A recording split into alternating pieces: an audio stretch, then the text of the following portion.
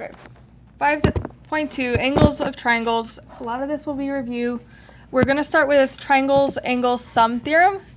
This is the theorem that says the sum of the measure of the angles of a triangle is 180 degrees.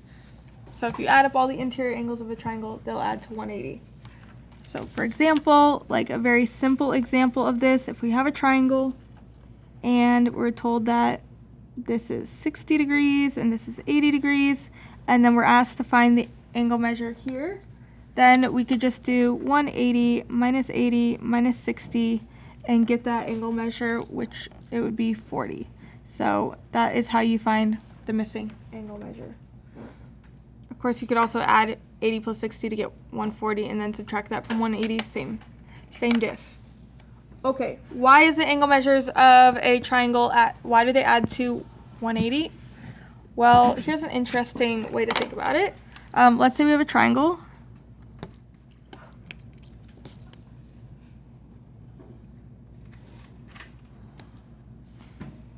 And then I'm going to draw two parallel lines.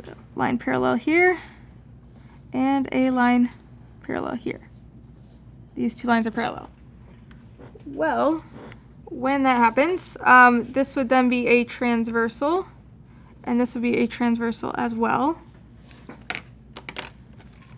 And then alternate interior angles are congruent, so you could say that this angle is equal to this one. And again, alternate interior angles being congruent, you could say that this angle is equal to this one.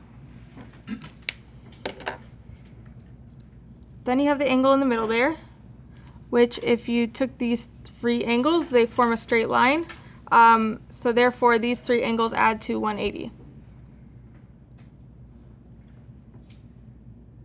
Just an interesting way to look at it. So those three angles would equal 180. Okay, moving on. Find the missing angle measures. So here we're given pictures. We're going to use the fact that triangles add to 180 to figure out missing angle measures. We're also using things that we know, such as vertical angles are congruent, to find missing angle measures. So it's kind of like a puzzle. You have to take what you know and figure out what you don't. For A, I noticed that I have two of the three angles here, so I can definitely figure out angle 1. So I'm just going to do 180 minus 43 minus 74 to get the missing one of 63 degrees. 63 degrees. Okay, I got that one. Then vertical angles are equal, so now I have angle 2 is also 63 degrees. And then for the third one, 180 minus 79 minus 63 gives me 38 degrees. So 3 is 38 degrees.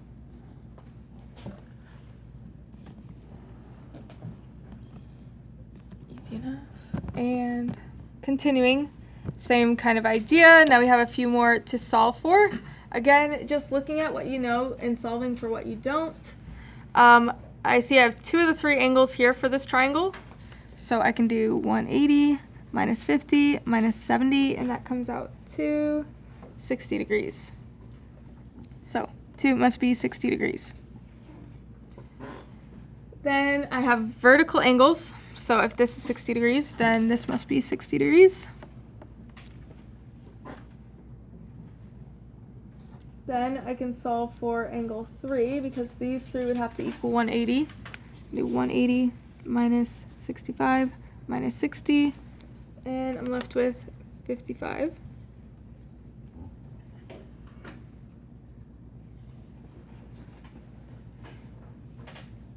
And then last but not least, I need to find angle 4. Well, 2 and 4 form a linear pair, so therefore they must equal 180. So 180 minus 60 equals 120, so 4 must be 120 degrees. And then we have them all.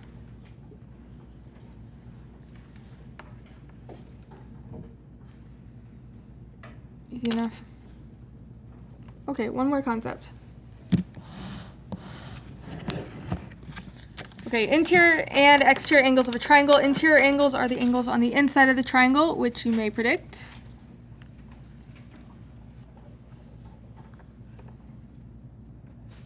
Exterior angles are on the exterior, or they're formed by extending a side. So as you can see here, 1, 2, and 3 are interior angles, and the exterior angle, if you extend this side, it creates that exterior angle. Over here as well, they just extended sides and created those exterior angles. You could also extend this side here and get an exterior angle right here.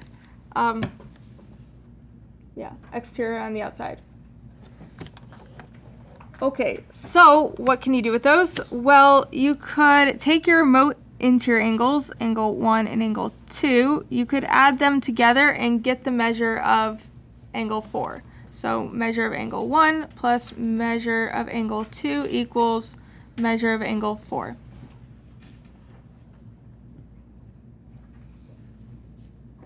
Oh, this is supposed to be addition. I don't know if that looks like multiplication. You could add 1 plus 2 to get 4. Just like a shortcut.